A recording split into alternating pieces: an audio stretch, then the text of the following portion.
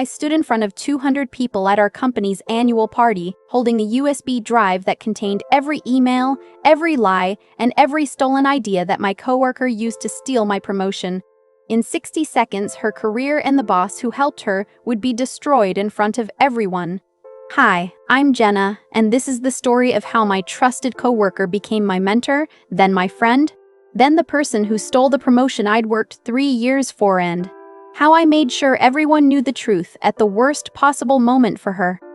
If you love stories where workplace backstabbers get exposed and lose everything, you're in the right place. Like, share, and subscribe to Revenge Stories X, because this revenge was calculated, professional, and absolutely devastating. Let me take you back to 3 years ago, when I was just a naive 23-year-old excited about my first real job. I landed my dream job at a tech startup right out of college. Marketing coordinator, decent pay, room to grow. I was the youngest person on the team, eager to prove myself. I worked 60-hour weeks, took on extra projects, learned everything I could. My manager promised that if I kept performing, I'd be promoted to marketing manager within 3 years. I believed him. Vanessa started 6 months after me. She was 31, experienced, confident. She'd worked at big companies and wanted something smaller. Everyone loved her immediately. She was charming, helpful, always knew the right thing to say. My manager assigned me to train her since I knew all our systems. I was thrilled finally, someone to share the workload with. Vanessa and I became close fast. Munched together every day, happy hours after work, weekend brunches. She called me her work wife. She gave me career advice, listened to my problems, hyped me up when I doubted myself. When my boyfriend broke up with me, she let me cry on her couch for hours. I trusted her completely. She felt like the older sister I never had. Year 2, our company landed a huge client, a Fortune 500 company worth millions. My manager asked me to lead the pitch. This was it, my chance to prove I deserved that promotion. I spent 3 months developing the strategy, market research, creative concepts, budget projections. I worked nights and weekends. Vanessa helped me practice presentations, gave feedback, cheered me on. "You're going to crush this," she said. The pitch was perfect. The client loved it, signed immediately. My manager praised me in front of the whole company. "Jenna is the reason we landed this deal," he said. I cried happy tears. Vanessa hugged me. "I'm so proud of you," she whispered. The promotion announcement was coming in 2 weeks. I'd finally done it. 3 years of killing myself, and it was about to pay off. 2 weeks later, my manager called an all-hands meeting. "I'm excited to announce our new marketing manager," he said. My heart pounded. This was it. Vanessa Chen has shown exceptional leadership and strategic thinking. Congratulations, Vanessa. The room erupted in applause. I sat frozen. What? Vanessa stood up, fake surprised, hand over her heart. She looked at me and mouthed, "I'm so sorry." But her eyes said something else entirely. After the meeting, I confronted my manager. "You promised me that promotion. I landed the Fortune 500 client." He looked uncomfortable. "Jenna, you're talented, but Vanessa has more experience. She's ready for leadership. You're not quite there yet." Not there yet? After 3 years? After working myself to exhaustion? I asked about the client pitch. "Vanessa's been mentoring you throughout that project. She deserves credit too." I confronted Vanessa in the parking lot. She cried, said she didn't know she was being considered for my promotion, that she'd tried to advocate for me. "They just value experience over tenure," she said. "It's not personal." But it felt personal. Everything felt personal. She suggested we grab drinks to talk it through. I was devastated, confused, so I agreed. Maybe I was overreacting. Maybe this was just corporate politics. That night at drinks, Vanessa got tipsy and said something that changed everything. "You know, when I took this job, I knew exactly what I was doing. Small companies are easy to climb if you play it right." She laughed. I asked what she meant. She waved it off, blamed the wine, but the mask had slipped. I went home with a sick feeling in my stomach. Something was very, very wrong. I couldn't sleep. At 2 a.m., I logged into our shared work drive Vanessa had given me access months ago when we were collaborating. I started looking through her files. What I found made me want to vomit. There were documents I'd created, but with her name on them. Strategy memos I'd created, but with her name on them. Strategy memos I'd written, relabeled as her work. My Fortune 500 pitch, saved under her name with minor changes. I dug deeper. Found emails between Vanessa and our manager dating back a year. "The kid is doing good work, but she's easy to manipulate," Vanessa wrote. "I can take credit for most of it." Our manager replied, "Just make sure it looks natural. We need her to keep producing while we position you for the promotion." They'd been planning this for a year. While Vanessa pretended to be my friend, there was more. Vanessa had been feeding our manager ideas, Emmy ideas from our private conversations. When I'd vented about client problems, she'd present my solutions as her own in meetings. When I'd shared my creative concepts for feedback, she'd stolen them. Every lunch, every happy hour, every vulnerable moment, she was mining me for content to steal. I'd been her gold mine, and she'd been my parasite. Vanessa became my boss the next week. Suddenly, our friendship evaporated. She critiqued my work in meetings, CC'd my manager on every small mistake, assigned me grunt work while taking credit for my strategic ideas. The woman who'd cried on my shoulder now treated me like an incompetent intern. Other co-workers noticed but said nothing. Corporate politics. I fell into depression. Stopped sleeping, started having panic attacks before work. 3 years of my life, my health, my relationships. I'd sacrificed everything for a career that rewarded the person who'd manipulated me. I was making 55Ks while Vanessa made 95K doing my work. I started therapy. Started updating my resume. Started breaking down in bathroom stalls during lunch. 3 months after her promotion, Vanessa pitched her strategy for a new campaign. I sat in the conference room watching her present MY concept something I'd told her about in confidence 2 months prior. She didn't even change the wording. Our CEO loved it, praised her innovation. Vanessa smiled at me across the table. That smile said, "What are you going to do about it?" I went home that night and cried for 4 hours. Then something shifted. I stopped crying and got angry. Really, truly angry. Vanessa had stolen my work, my promotion, my mental health. My manager had helped her, and they thought I was too weak, too young, too naive to fight back. They thought wrong. I was going to burn their careers to the ground. I spent the next 2 months building my case.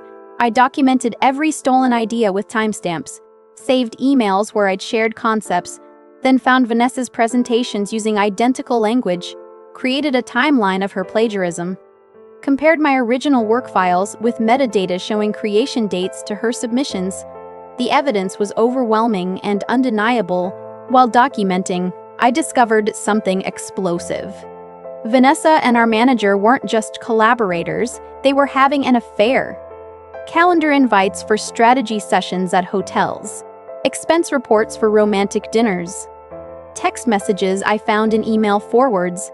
Our manager was married with 2 kids. This wasn't just career fraud, it was an ethics violation and potential grounds for termination for both of them. I did something risky. I recorded conversations. In our state, one-party consent for recording is legal. I recorded Vanessa taking credit for my ideas in meetings. Recorded her telling a coworker that she'd played the mentorship angle perfectly with me. Recorded our manager praising Vanessa's strategies he knew were mine because I'd emailed them to him first. Our company's annual party was in 2 weeks. 5 years of success, 200 employees, plus board members and investors. Vanessa was giving a presentation about her achievements over the past year. She'd invited me personally. "You should come celebrate," she said sweetly. "After all, you were part of the team." I smiled and said I'd be there. She had no idea what was coming. I compiled everything onto a USB drive. Documents, emails, recordings, timeline comparisons, affair evidence, everything. I also filed a formal complaint with HR, copying the CEO and board members. I timed the email to send during the party right after I made my move. If I was going to blow up my career, I was taking them down with me. I contacted the AV guy running the party presentation. Told him I had a special video tribute for Vanessa that I wanted to surprise her with. He was happy to help. He'd always been nice to me.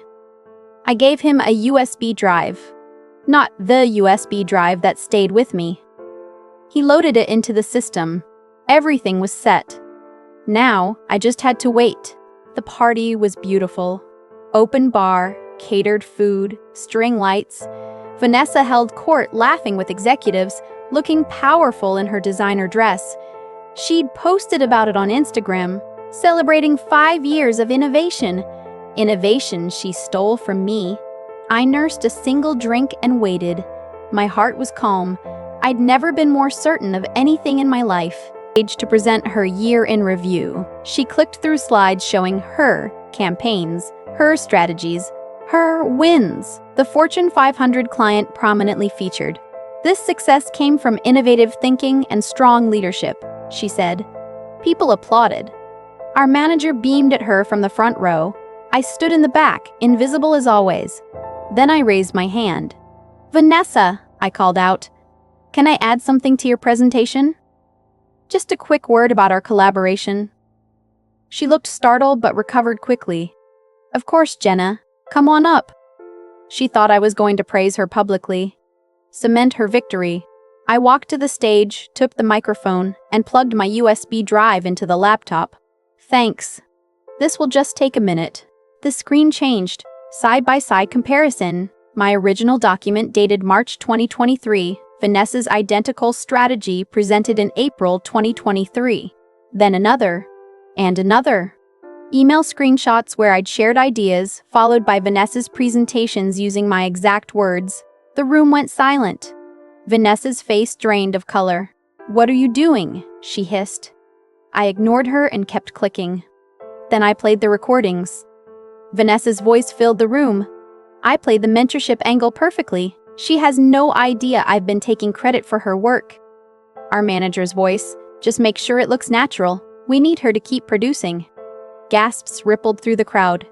I showed the calendar invites, hotel receipts, text messages. The affair laid bare. Our CEO stood up, face furious. My last slide was simple. For 3 years, I built this company's marketing success. Vanessa Chen and manager stole my work, manipulated me, and violated company ethics policies. This is plagiarism, fraud, and abuse of power. All evidence has been sent to HR, CEO, and the board. I resigned effective immediately. I unplugged the USB drive, set down the microphone, and walked out.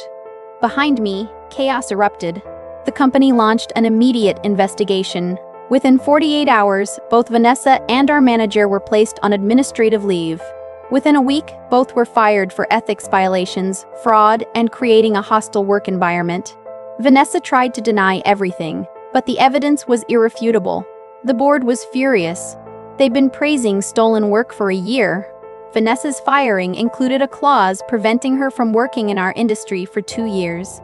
Her LinkedIn was flooded with comments from other women sharing their stories of her doing similar things at previous companies. Apparently, I wasn't her first victim.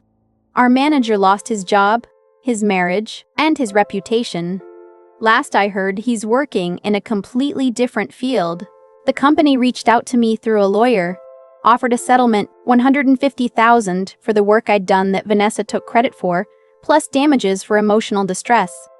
They wanted to avoid a lawsuit. I negotiated up to $200,000, plus a glowing recommendation letter from the CEO acknowledging my contributions. They agreed. I signed. 3 months later, I got hired at a competitor. One of the investors from the party had been impressed by my courage and reached out. I'm now a marketing director, skipped right past manager, making $120,000. My new boss actually values my work and puts my name on it. Imagine that. I'm thriving. No more panic attacks. No more crying in bathrooms. Vanessa couldn't find work for over a year. Every background check showed terminated for ethics violations. She tried to rebrand herself, move cities, even change careers. But that party video had gone viral in marketing circles. Woman exposed for stealing coworkers' work was everywhere. She's now working a retail job.